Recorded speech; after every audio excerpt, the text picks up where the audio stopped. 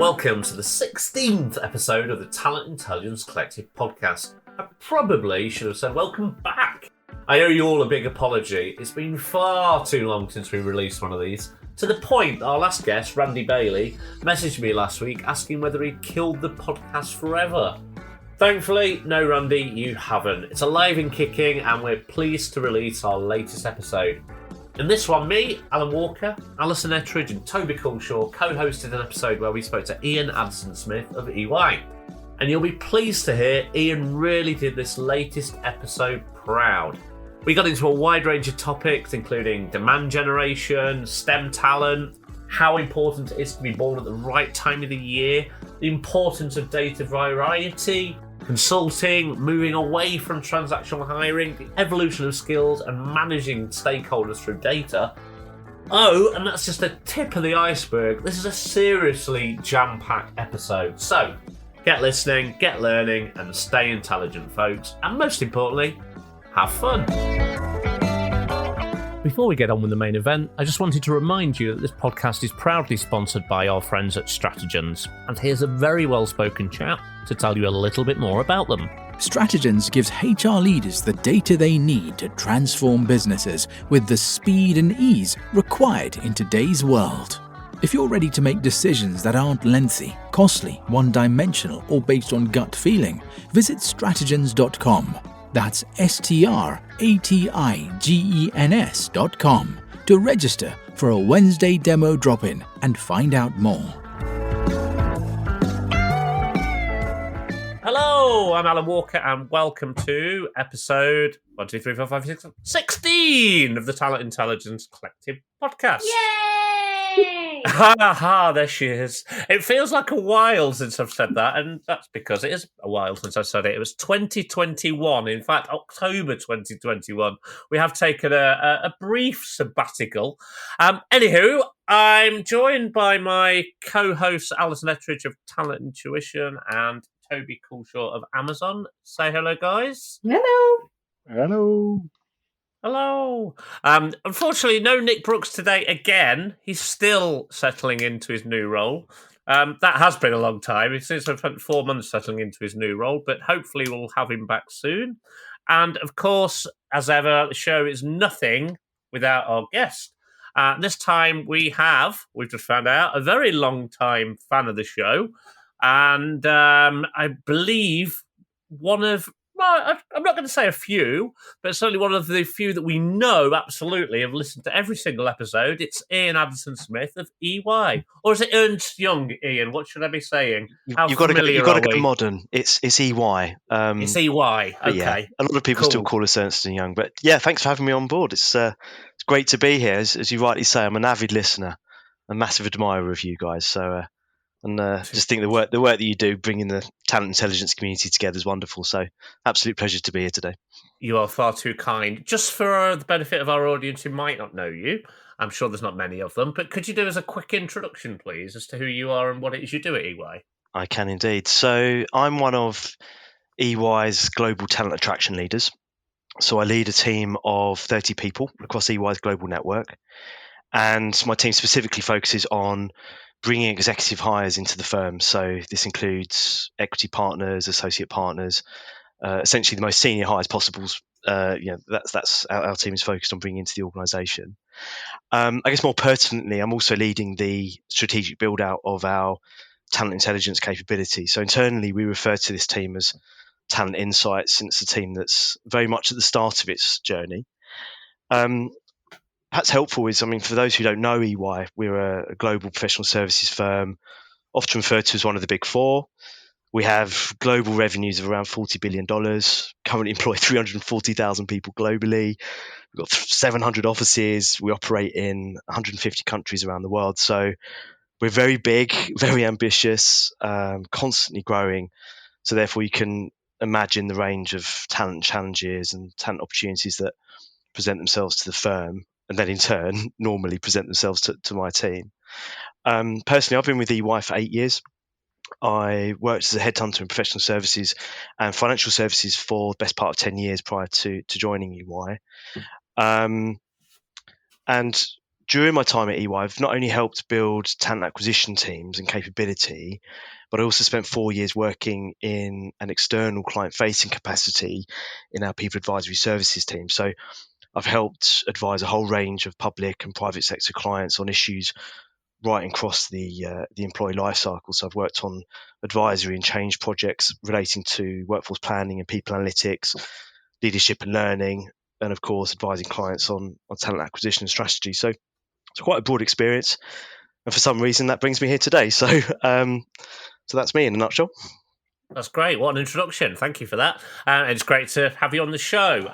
Our listeners will no doubt be looking forward to hearing more about you and your work at EY, as will me and my co-hosts. In just a minute, just a reminder for those who are first-time listeners, Toby will lead us through the news section, looking at some of the more thought-inducing topics that are happening in and around the world of TI and the people space at the moment.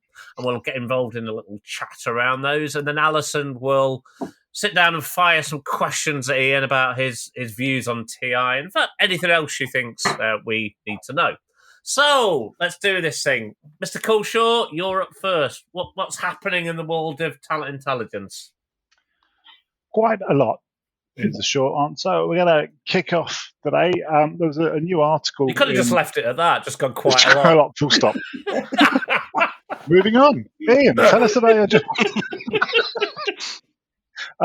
So I was reading an article in Science Business, sciencebusiness.net, which was all around scientific war for talent heating up around pandemic restrictions slightly easing, and there's essentially a land grab for the brains of the world.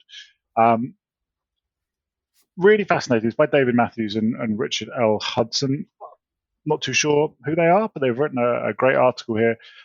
Really in depth, really detailed, going into lots of different countries, whether it's Canada and the US, whether it's looking to European countries, UK post-Brexit, Greece, Mexico, Caribbean countries. There's just across the board a real land grab going on to try and get the brains of the world.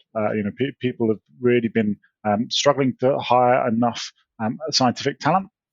And so there's a really big push, not dissimilar from most other fields we're seeing. Obviously, there's a great resignation or the great readjustment, whatever you want to call it, going on more generally. But it's really, really fascinating seeing kind of on the academia specific piece, but the broader science piece as well, what countries are doing to try and entice people in and how aggressive these this land grab and the contest for brains really is. Some of it getting quite political. So the US and China have had some ongoing tensions, which I think is obviously tied to broader tensions. Their specific worlds is around kind of artificial intelligence, quantum computing, etc., getting a bit feisty. But really interesting piece around the fact that it is such a hot market for scientific and academic talent at the moment. I love this one. I thought what was really interesting about this was, first of all, this kind of focus on the fact that the world is opening up again. And through 2020 and 2021, there was significantly less global movement of top talent, and that they are anticipating that there is a way for them to change that rather than necessarily remote working. So I thought that was one really interesting point. And then the second bit, which was, it's fascinating, right? As a CEO of a scaling business, there was this whole piece around Spain, Greece, Mexico, and I think it was the Caribbean, giving startup companies and high growth companies automatic visas to come in and relocate their business to that country. And I just thought that was really interesting, because that's way beyond the war for talent and much more about countries saying, what do we need to do to be cutting edge? I quite fancied setting up Stratagens in the Caribbean, if I'm honest. I was going to say, is this the way you're notifying the world? You're moving out. You're moving to the Caribbean. Not yet. But isn't it interesting that's the approach that countries are taking? Singapore took a long-term approach, didn't they? About 5 to 10 years ago. I'll have to try and dig out the article for the next podcast around their approach to talent and how they were going to grow talent. That included making sure that they'd got visas for startups. And it's interesting that everybody now is going, actually, the way that our economies are going to grow, the way that we're going to attract new talent, the way that we're going to be cutting edge in terms of new technologies, is not just through the lens of research and not just through the lens of typical employees, but also by encouraging these businesses, these high growth scaling businesses, to come to our countries. Yeah, absolutely. In fact, it probably ties in a little bit, I'd have thought, to companies then thinking about how do they tie this into their acquisition strategy. Just thinking it loud now. So I'm thinking about stuff that we surface in stratagems, actually, and going, should we surface in stratagems countries that attract high growth companies with startup visas, so that when you're looking at your M&A strategy or your acquisition strategy, you could look at, where are we positioned in the world and where could we maximise that? Don't know, thinking off the top of the head, that's not a promise. That isn't necessarily going to definitely be in software. But it's interesting. It's not on the roadmap yet, Alison. It's not. It might be by this afternoon. But I think that's a really good point, particularly with the amount of money that's being sloshed around by VCs and the funds at the moment, and so many kind of smaller tech startups getting big investment for rapid scaling, rapid growth. I think when you're looking at a location strategy for that growth, that this is a really, really hot area to start to look into, and I think that's a really good point. I don't think any other platforms are kind of looking at it that way, that holistically, but I think it's a really good point. Cool. I couldn't help but reflect back on my experiences at EY, and also what I've seen in other organisations from an advisory point of view. And certainly at EY, the demand that we see coming through is invariably got some sort of tech lens on it. Mm-hmm. And as we all know, there's been a shortage of STEM talent in the marketplace. I wasn't too surprised to see this play out in this academic context that you've found, Toby. But certainly at EY, I mean, we've put so much investment into creating our badges program, which then leads on to any member of staff being able to acquire a technology MBA. And all of the badges are largely centered around technology skills. And that's just a firm like EY probably recognizing, okay, right, well, there's just not enough tech talent out there in the marketplace. So why don't we grow it organically? So it's quite nice to see sort of underneath the corporate level and academic level, them attempting to scale out and sort of democratize the STEM landscape, if you like. So huge advocate of this. How does the badges program work, Ian? That's really interesting. So it's open to everyone across EY, irrespective of role, level, location. It's a way of I think we must have about 50 different badges that are in place at EY, and they range from looking at particular technologies. So it might be AI, you might be looking at data visualization, data manipulation, data architecture, going right through to things related to health and well-being. So it's quite a holistic program of badges, but each badge, some badges could take you like a month to complete, some might only take you a week to complete. The idea being that you collect together 16 badges, and then that qualifies you to go on and complete some additional papers that are then credentialized by an external business school that we're affiliated to. Then that gets put forward and puts through for approval. There's like a final capstone project, and you basically can get yourself a technology MBA for free. But the idea being that it brings together your own personal learning, flexible learning, but you combine it with the work that you're doing on client or the work that you're doing for EY as well. So it's almost like a professionalized apprenticeship in some ways. It's really interesting, though, isn't it? Because that's the war for talent and talent attraction and engagement in a nutshell. As a living, working example of what an organisation like EY is, I was going to say having to do, but wanting to do in order to retain and engage new talent. Exactly. I think it is the right thing to do, and I think it has a massive impact on retention, and it has also a massive impact on attraction. So yeah, EY put a lot of investment into it, but I've also seen IBM have also got a similar program. So it wouldn't surprise me if there's other organisations like ours that have turning their hand to this sort of approach to just developing skills and thereby also developing mobility within the firm as well. Yeah, very cool. I agree. Very cool. So what else is happening, Toby?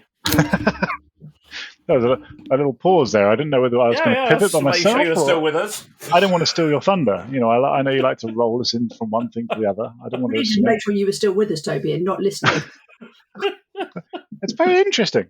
I do think it's the point around the democratization of the skill set. I think that's a really interesting element for the future. Is how can we enable mass populations to get routes to tech skills, to tech careers, etc. But then you see kind of things like the MOOC, massive online courses, and the degree programs that have been available for a number of years now, and the uptake, I don't see a huge uptake from it. From what I'm seeing, maybe I'm missing it, but it'll be interesting to see if we can kind of vocalize that in the industries and across government bodies, etc., a bit better, so that we can get higher uptake on this stuff and it does become more of the norm. I wonder if there's a difference between it being company or employer sponsored versus an individual having to make a decision to do it. Yeah, true. Yeah. But anyway, without wanting to upset Alan, other news we've seen, there was a study that's following on from something we've seen and we've discussed here previously, which was around how COVID has driven more women out of the labour market than men, to be blunt. It's the study done by the chief executive of the Federal Reserve Bank of San Francisco, who is Mary Daly. And it's digging into the fact that, as we've discussed previously, there has been a big hit. There's been a big hit on the females in the workplace. A lot of people that have left are mid-career and that they're going to look after children. They're looking for career pivots.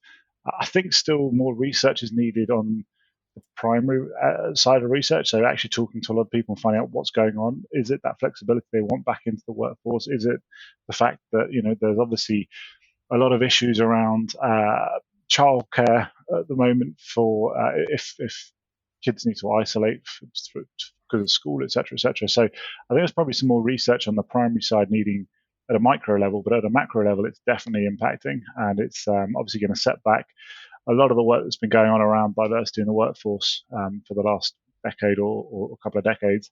So it's definitely having a really big impact globally, to be honest. I don't know about this one.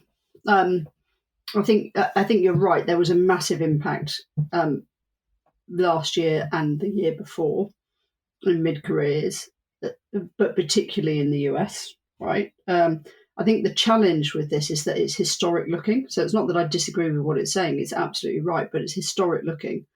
And actually, if I think about what we're seeing on the ground now, which is a complete change in working environment and working conditions for both men and women in terms of the flexibility to work core hours and then work hours around that in terms of remote or hybrid working. I think we've said this a lot over the last year, and it feels like a cop-out to say it again, but it's too early to think about this. I fundamentally don't believe that this is going to have a long-term impact on companies' ambitions to meet their gender diversity. It's an attraction and an engagement challenge. It's not a people not in the market challenge. Yeah, I'd agree in the sense of I don't think it can be used as an excuse and it's a cop out. I think it probably holds companies to account and says, well, actually, a lot of this is stuff we should have been doing already. We should have been having more flexibility. We should have been allowing more job sharing, etc. We should have just had more flexibility for all people. Full stop. So I think it probably holds more to account. I think we will see another change once the school situation stabilizes. So I still think that's a big issue where people are struggling to have that stability. So that I think there probably still is an issue there that needs to be addressed in the longer term. But I absolutely agree. It's not an excuse. It's a cop out. We need to find other ways to make this work.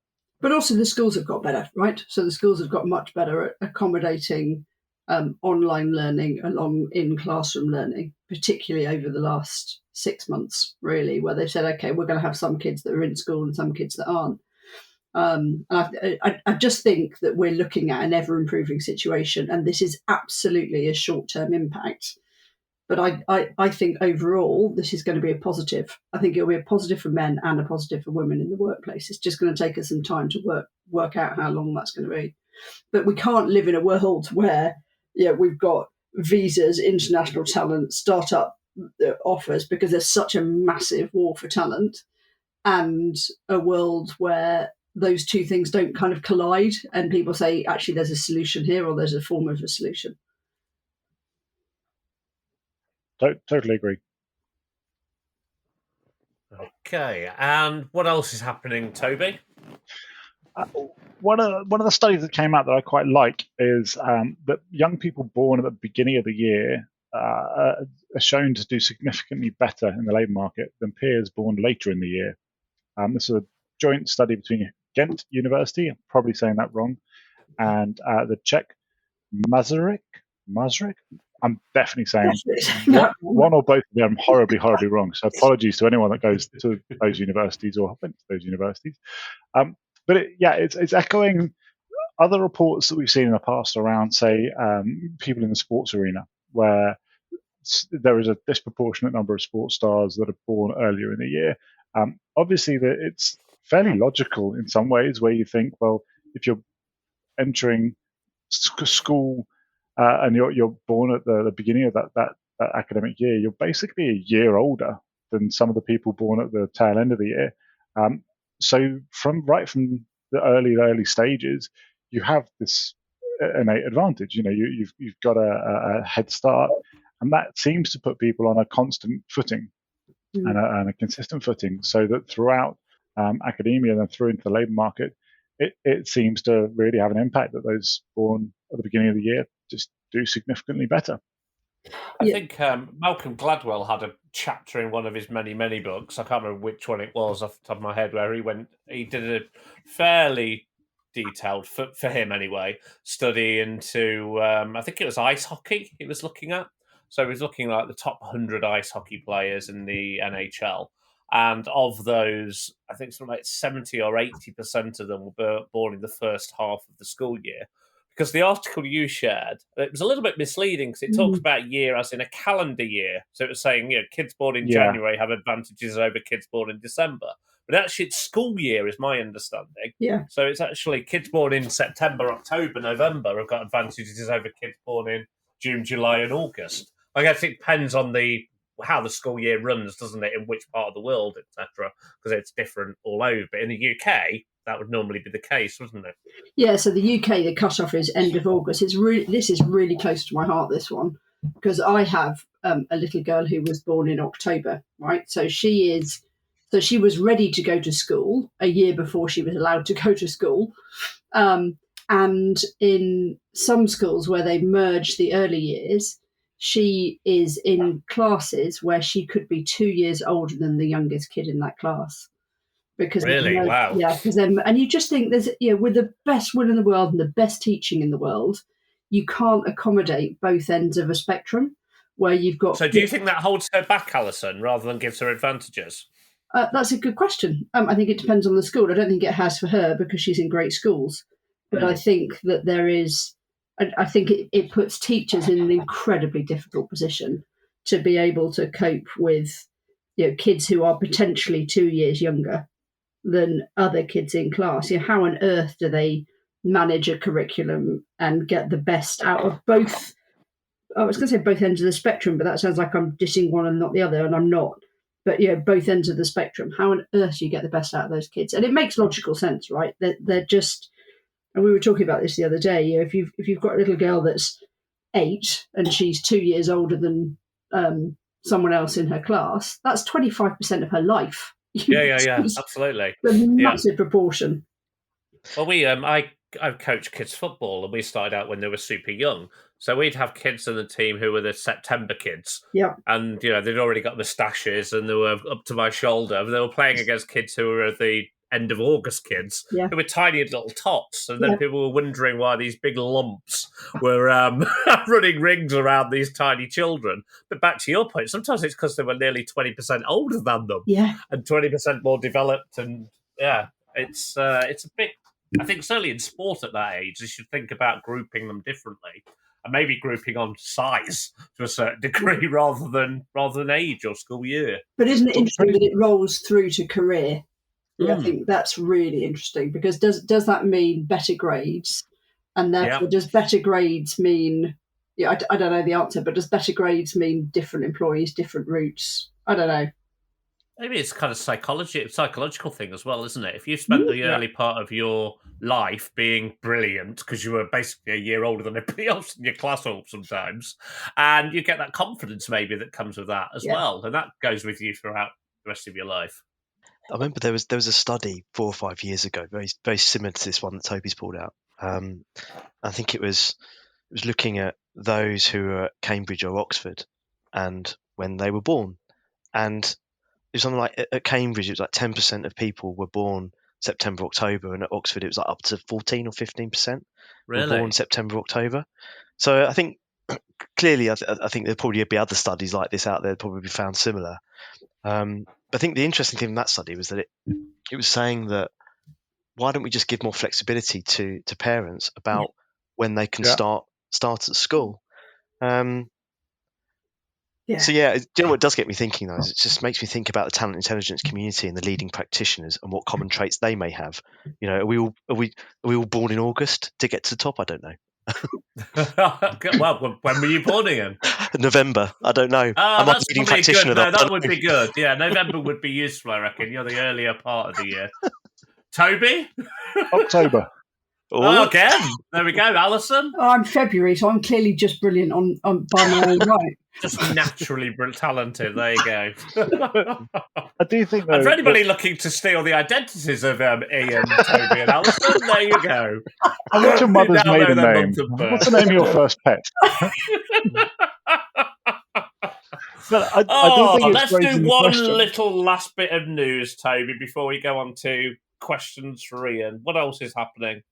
I'm going to jump on the last bit of news. One last little tiny bit on that last section, though, is I think it's something that calls into question the state of the education system. We've discussed this in the past as well, the fact that the education system was essentially a remnant of the Industrial Revolution, and educating people to go and work in work factories, etc.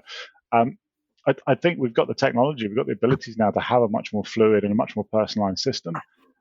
I don't think it's being delivered yet anywhere at scale. So I think it is calling into question, okay, well, do we need a more personalised education experience, and what does that look like? But without diving down that rabbit hole too much for now, last bit of news, Korn Ferry launches a new AI-powered intelligence cloud, which is very exciting. So obviously Korn Ferry, massive HR organisation, huge amounts of data, huge amounts of resources. They've launched this new intelligence cloud. Calling it talent intelligence, it depends on the definition. We've had this discussion before about what the definition of TI is. A lot of the vendors are using it more around HR intelligence and seeing talent as purely the internal population or the candidate population and that kind of talent life cycle. A lot of what this platform seems to be is looking at assessments and reward data, big data sets or fairly chunky data sets, 70 million assessments, 26 million people, 25,000 companies, 150 countries, et cetera. So a big enough data set that you can pull some interesting bits and pieces, but it seems to be more on that kind of assessment, rewards, internal benchmarking type talent intelligence, labor market intelligence, rather than the external labor market and the kind of macro skills assessment. I know within this, they're looking at kind of the skills gap on where you are versus the market or where you are versus the assessments, and kind of looking at that from a strategic workforce planning perspective and benchmarking. So very much an interesting platform, but once again, calls into question what the definitions are and how these all align. I was going to ask what's the output of the assessment piece, but you've kind of answered that a little bit. It's around skills profiling, I'm guessing. The reward bit is fairly obvious. It's going to be around benchmarking on that piece. I like this one. I think it's about time that organisations like KF started to embrace big data. I'm genuinely delighted that they have, because they've got a data set that hasn't necessarily been exposed up until now. And it includes, therefore, some data points that aren't in let's call them traditional TI platforms, right? So, I think they've done a little bit like we did, and they've spotted a gap in the market and said, well, how can we fill that by looking more holistically? I think you're right. It's much more focused on the workforce, on skills shortages, on career pathways. But actually, clients are talking to us about skills foresighting and what's coming around the corner, and we don't necessarily have all the answers. If there's a way of using this to help clients develop career pathways, based on skills and not job titles, which we've talked about a lot, then that can only be a good thing. Well, one thing I love your opinions on. I think this is we're starting to see more and more where organizations are looking at their own internal data sets and saying, okay, well, actually, we've got something to use here. We've got something that we can bring to market, and an intelligence platform we can use and sell, et cetera, which is great. Does it, though, lead to a situation where the market ends up being flooded, essentially, with different versions of the truth and flooded with different intelligence platforms? And it's almost going to end up with you're going to end up in a more difficult situation because you're going to have 10 different vendors, 10 different TM platforms, TI platforms, et cetera, and it's just going to get too hard to unpick it all if we don't have some kind of standardized, whether it's the SEC taxonomy coming through or some kind of standardization to know that we're all comparing apples and apples. Because if not, I could see kind of a really messy scenario where we've got vendors from every part of the talent lifecycle all having their own version of the truth and trying to inject into the circle, as it were. I think it's a valid point. I think that I don't think the market will be flooded. I think what's going to happen is that what we call, I've given up being stroppy about the term talent intelligence. Now I'm like, call yourself what you want. There are kind of horses for courses in this. And if I look at what KF are doing, it's very different to what other platforms are doing. So I guess that's down to the vendors to help to communicate the positioning in the market until such time as G2 and Capterra start to create their own boxes and categories that helps users unpick their way through that. So I guess that's the first point. To your second point, comparing apples to apples, until we've got a normalized skills taxonomy globally, you're always going to be comparing apples and pears. Yep. Yeah, and it'll be down to talent intelligence professionals and leaders to figure out where those differences are. But that's always been the way, right? It doesn't matter whether you're calling them skills or job titles. That's always been the way. What one person called an account manager was completely different to what another called an account manager. So that's not an excuse, but I don't think this is a new problem. I think it's one that has been around for some time. And I guess that also almost kind of justifies the existence, in a way, of TI professionals. If it was all standardized, all stock and all the taxonomies were aligned, you probably could push more towards self-service dashboarding and standardized reporting, etc., because it would be cleaner. It would clean the data. Yeah. You don't need somebody to understand the context of that quite so much. Completely agree. Yeah, so let it carry on going crazy, Toby, or you'll be doing yourself out of a job. Exactly, that's what I was just thinking. Right, no standardization of anything. Keep it more like than the Wild merrier. What about you, Ian? As somebody who potentially at some point might procure these type of systems, do you find it? Do you find the richness of choice a benefit, or do you find it sometimes confusing? I'm comforted by it, for sure, to know that the choice is there. But you're right; it's a big decision to make. And as you guys were talking, I was thinking about what's important to me when making a decision around something like this, and what kept coming to my mind was just benchmarking. And I think equally at EY, I see it from the other side, because it wouldn't surprise me if we're also doing a similar thing in the background somewhere as well. And I'm interested about what's the people that are buying into this. The questions they're going to be asking is, well, how do I compare against this company or against this set of companies or against this part of the market? And an answer can be provided, but what's the quality of the benchmark? Is it based? How much of it is based on real tangible data, recent relevant data, and actually how much of the data points, are actually there's some proxies that have been put in there. You just never really know. So for me, it's about how much visibility can you give as to the hygiene and the health of your data set. But yeah, I think the way that it's been presented, it looks strong, Yeah. and certainly enough to turn a head like mine, which is we're sort of formulating our talent insights capability at the moment. So I know that we do need to land on a platform, because if all the data's been largely harnessed, if it's all been crunched, and insights are being just landed at your doorstep, why wouldn't you look at it? I think there's something really interesting in this as well. That is, at the moment, lots of the newer teams in talent intelligence are focusing on one platform, and so because they can only get budget for one, right? And actually, what we're seeing, particularly in the teams that have been around for a longer time, is that there isn't one platform that answers all of their needs, and that there is a need, therefore, to run 2 or 3 different pieces of kit in order to answer the question. And at that point, you start to try and normalize across those 2 or 3, right? But actually, there's not one answer to this. There are different pieces of software that answer different client challenges, and yet the clients have multiple challenges.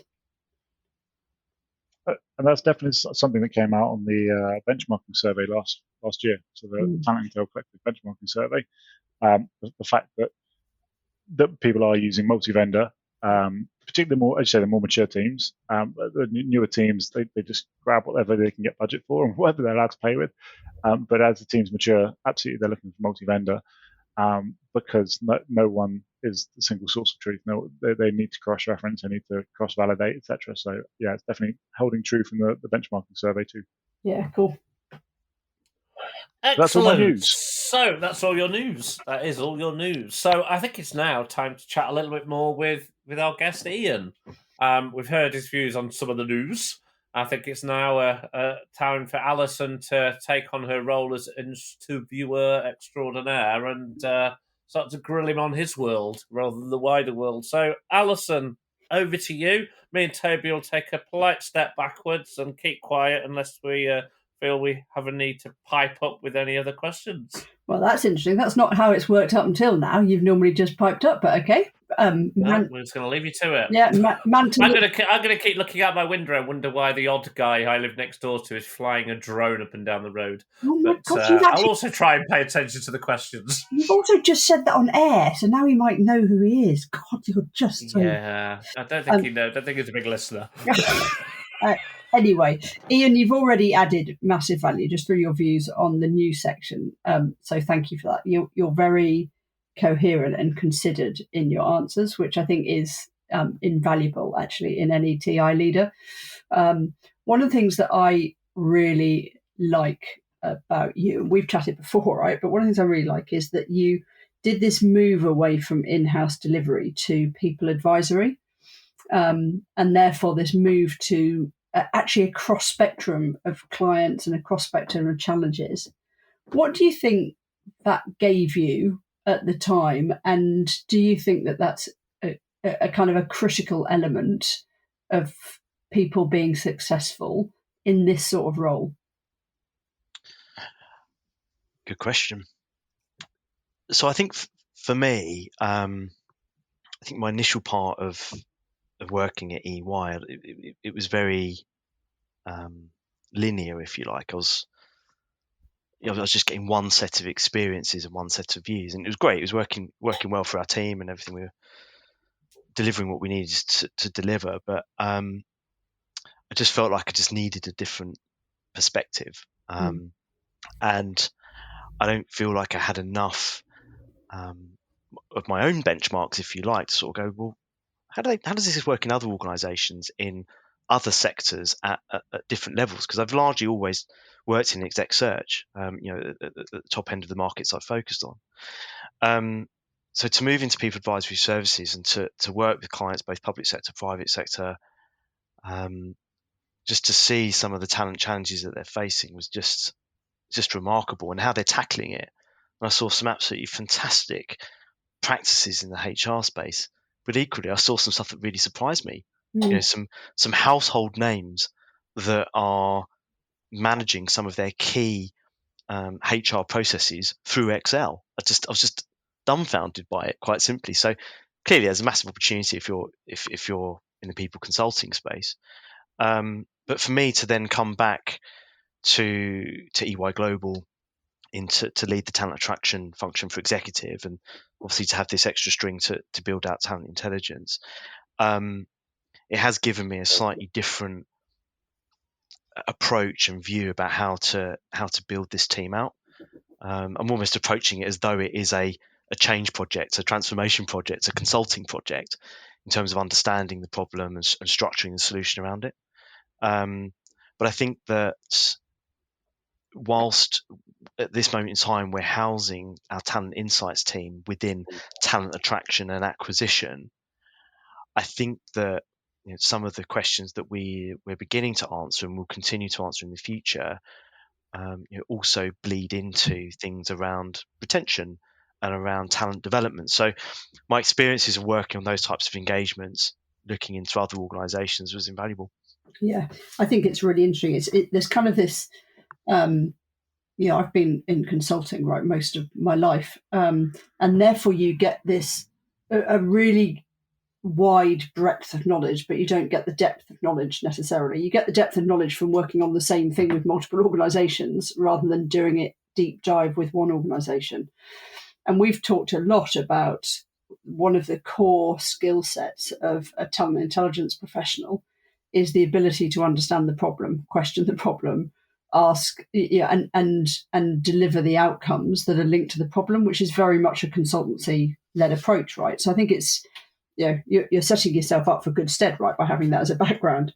I wanted to touch on that last piece that you talked about, which is currently you're housed in talent attraction and talent acquisition, and including TI as part of that remit. If we look just through the lens of attraction at a senior exec level, how do you see insights adding value? I don't think we've really explored that with other guests. So purely executive level attraction, how could you use the insights? Yeah. How long's a piece of string in some ways? I think that with talent attraction, whether it be executive or experienced, the way that a lot of teams have run their processes is it's become really transactional. We've been here before, like we've seen this talent, we know where it lives, we know what sourcing channels are most effective for us. Let's just go and do it, and it's all very execution, and then you're just going down paths that are well trodden, I think, and that's fine, and it delivers results. And I guess in the world, this great resignation world that we live in, you need to try and bring talent in as quickly as you're losing it. So I can understand going towards that route. However, I think that there's a lot of sourcing teams where there is a bit of a blind spot when it comes to skills and and how skills are evolving. And I'm sure there's a lot of talent acquisition professionals out there where they've got stakeholders that are saying, "Oh, right, there must be more, or there must be an untapped market." But the talent acquisition professional either doesn't have the time or doesn't have the data at their disposal to be able to go and to be able to answer that question. So I think there's talent intelligence definitely has an ability to be able to sort of broaden the skills discussion within sourcing. And I think probably the most other obvious one is talent intelligence being able to offer a more sophisticated voice when it comes to a sourcing team or talent acquisition team trying to tackle all things to do with diversity, and namely gender diversity. I think there's a lot of talent acquisition teams out there that haven't really even got to scratch the surface of ethnicity or accessibility or anything like that. So I think for me, it's about building a talent intelligence team that can just offer up these additional data points to be able to, for talent acquisition professionals to have a slightly more sophisticated and more in-depth conversation with their stakeholders. I think it's interesting because actually sometimes the challenge is the stakeholders, right? So the stakeholders, there must be more people. Or I'm not going to change my spec, or I'm not going to think differently. So it's not necessarily always sourcing and talent acquisition, right? It's that the stakeholders just don't believe it, and therefore it should become a data-led conversation to change that. One of the things that I'm interested in is whether or not you believe, from an attraction point of view, and this is kind of this cross between tactical and strategic TI. Looking at the gain and looking at what's changing in either competitors or skill sets or trends, how useful you think that will be through your lens in the talent engagement world. Yeah, so I mean, when I used to work as a headhunter years back, for me, the way I made money was through the exchange of information. Like, information was everything. Mm-hmm. And being rather coy about who I shared it with and who I didn't share it with, etc., etc. And in many ways, those practices are still ongoing today. And even within a corporate talent acquisition team, it's information is everything, but it's still largely an exchange of market gossip. It's anecdotal stuff that you just hear through conversation that gets shared. And I think what's slightly alarming to me is that sometimes there's big talent attraction strategic decisions that are made on largely anecdotal data points. Yeah. And there's definitely a requirement to get more of a balance when it comes to like the competitive intelligence. And I'd love us to land at a place where we're still using all of that anecdotal, just market gossip that you hear, but credentializing it with a number of external more just more quantitative data points. I think it's just that marriage of quantitative and qualitative, quite simply, I think would make us a more effective talent acquisition capability. I love this. We've spoken about this before, I know, but you've talked about this kind of the end goal of linking the insights with competitor intelligence and also with people insights, and how powerful that can be to an organisation like EY.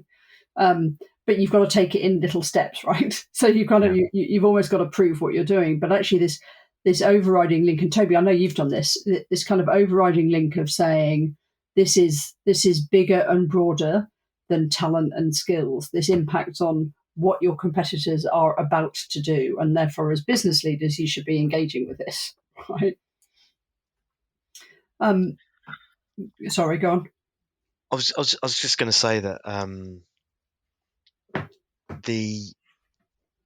it's as I say, it just surprises me somewhat that a little tidbit of information can just be heard. Oh, we heard that this competitor are selling this bit of their business, and it can absolutely spiral out of control. Which is, okay, we must be doing it too. And they don't always sort of spend enough time sort of looking at where it came from, how many people know about it, etc., etc. So, just a more diverse sort of data set would certainly stand us in good stead and stop us going down weird and wonderful rabbit holes, for sure. But also, it's joining the dots, isn't it? Right? So it's easy for you to look at competitor intelligence through the lens of skills or footprint and think that's interesting. But actually, your competitor insights team won't have access to that, and therefore, they might hear a snippet, but actually, to have data to back it up and go, this is fundamentally what's happening. I think just changes the game if you can start to join those. Yeah. We're quite blessed in many ways. Like we have a global people analytics team. We have a global competitive intelligence team. We have a global talent attraction and then talent acquisition team. We just because we're a knowledge business, so we have a whole range of data analysts and data scientists across the business. So blessed, but equally it's cursed because there's almost too many cooks in the kitchen some ways, and it can be a challenge to connect it all together. And sometimes you can have multiple agendas as to who shares data, who doesn't, and things. But thinking about it objectively, yes, if you can connect all of those things together, then it should make you a much more powerful entity in the market when you're making decisions about your talent, whether it be answering a attraction question, a development question, or a retention question. For me, what I'm most interested in is, like, we've got all of the engagement and performance data about staff at EY across multiple levels. So, we should be able, we should know, and I think we do know the answer about, what makes a successful EY employee. Like, what's in their DNA, and how do we bring those insights and those data points to our external activities and decisions. For me, that's the holy grail, which is taking that DNA and really bring it into our sourcing and assessment capability. But I know it's entirely capable because all the data's there. Yeah, that's where it's so interesting, isn't it? It is entirely within your grasp. It's getting stakeholders engaged, it's understanding the output, it's getting the budget, it's bringing it all together, and then it's proving the ROI on it, which through a consultancy lens, which actually links into your people advisory stuff, through a consultancy lens is easy to do. When you're doing it in-house, it just takes a little bit more, moving of the cogs and moving of the pegs in a more gentle way. There's something much easier about being external and saying this is what you should do. But also, I think that I was going to ask you a question that was linked to actually global businesses have got multiple uses for TI, right? So businesses of the size of EY, whether that be from a strategic perspective, looking at M&A or location or real estate, or from a tactical perspective, looking at talent acquisition and engagement. And I was going to ask you whether your people advisory background meant that you lent towards the strategic as where you can see value. And I think you've answered that. It's just kind of like, absolutely, I can see this holy grail of joining the dots. Yeah, for sure. As we build this function, I'm trying to think about, okay, like, well, what should be our big bets initially? And I think that, listening to these podcasts, especially, like, you hear perspectives from other teams and how actually sometimes there's more of a bias towards constructing projects around location strategy and mergers and acquisition. I think for us, because we have teams that are already dedicated to answering those questions, I think that we may well end up being an entity that informs it, but doesn't necessarily drive it. Mm-hmm. I think that for us, I think where we'll probably major is around providing labour market insights around skills and around roles and around competitor movements. That's where I think we'll land. Really interesting. And I know we said we were going to try and finish early, but you're too interesting. So that's fine. Thank you. Toby, you've put your hand up. Sorry. No, it's okay. Ian, I just wanted something you touched on there around kind of informing a decision rather than being the decision point necessarily. I thought as you're talking about it, it made me think that it kind of lends itself to the centralized intelligence function that we've discussed on and off at various different points. But in the sense of it's almost like a community of practice where you have multiple facets of intel all pumping into the same engine room or pumping into the same dashboard or the same PowerPoint or quarterly deck, whatever it may be. But it's almost kind of lots of different small elements creating a holistic picture rather than any one person owning that entire deck. And it feels like that might be a way of working at EY when you have got such mature functions and other intel functions.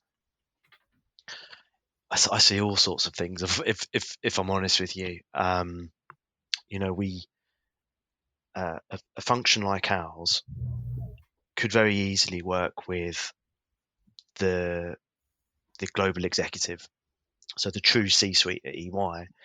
But then equally, we could be mandated by the equivalent C-suite, let's say at a regional level, at a national level, and then we could have talent and HR leaders coming at us, with a very similar question. And I think that what I've found since coming back to EY Global and having this build put in front of me is that I sort of came into it thinking, okay, well, maybe we don't have anything to begin with. Maybe it's a blank slate. And it was far from a blank slate. Yeah. Actually, there are talent insights, intelligence projects going on everywhere. They just don't realise. They just don't call it that. They've just been given a people problem by a leader to answer.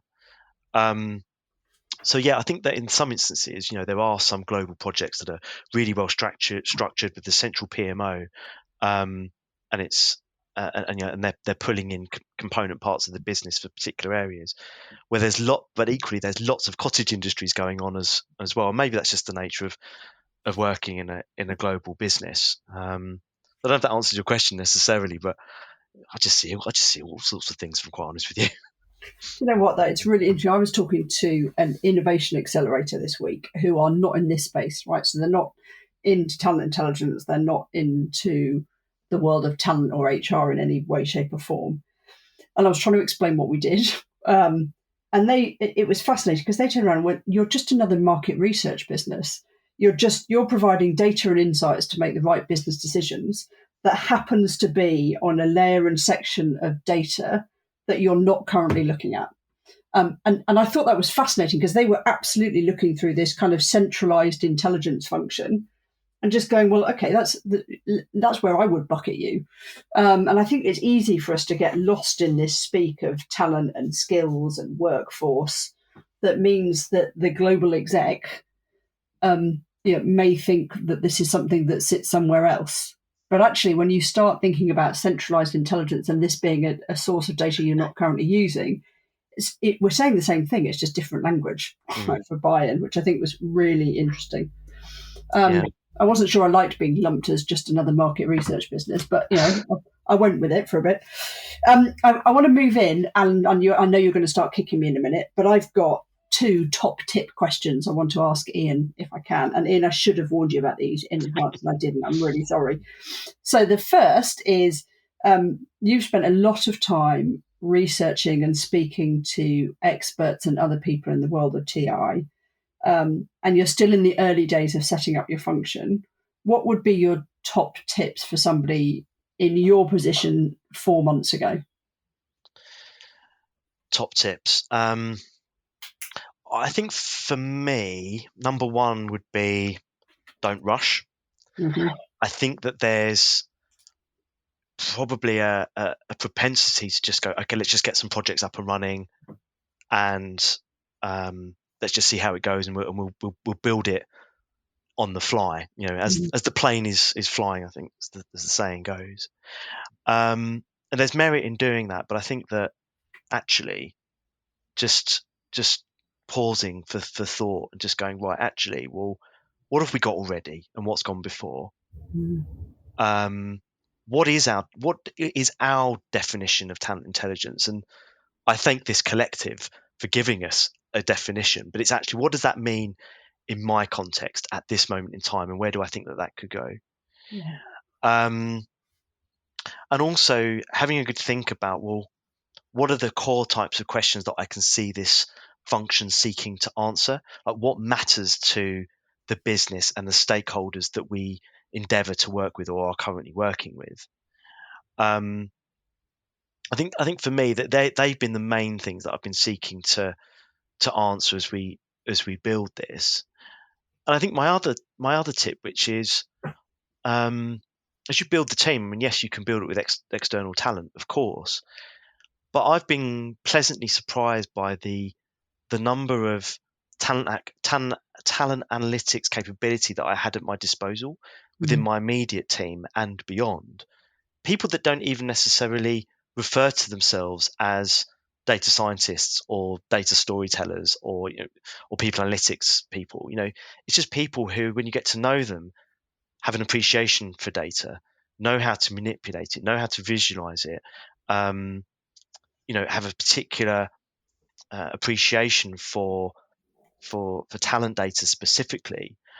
I was really pleased with some of the tools that people had built before I'd arrived, and it's just they were answering a very specific situation given to them by a senior stakeholder. So there's certain things I've been able to grab hold of and start to scale out.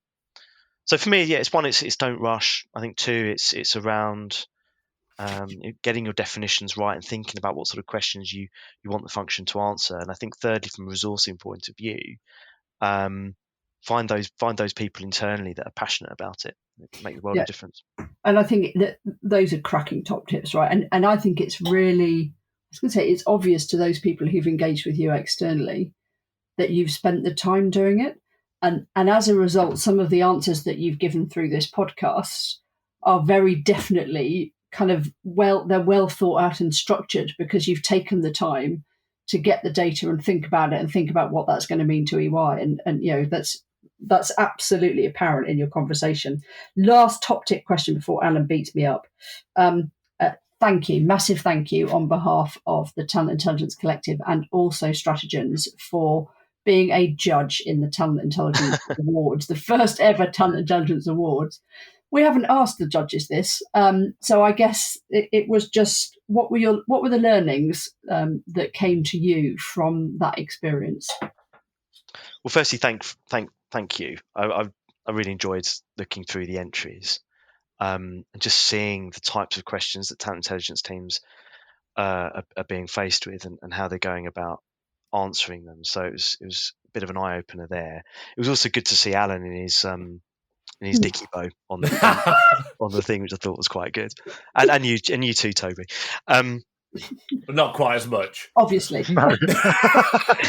I was a little bit more of a disappointment. Alan, you look great. Toby, yeah, actually. You were. I think what I found is that there was some entries where because I think I was looking after the talent intelligence for talent acquisition purposes, and I think that there were some entries that spoke to situations that are sort of relatively straightforward. Like we've been working on this. We had a client that was working on this role for a particular amount of time. They needed a slightly different view about the extended skills landscape. And this is how we went about giving it, and that's fine. But I think for me, the ones that really stuck out were, do you know what?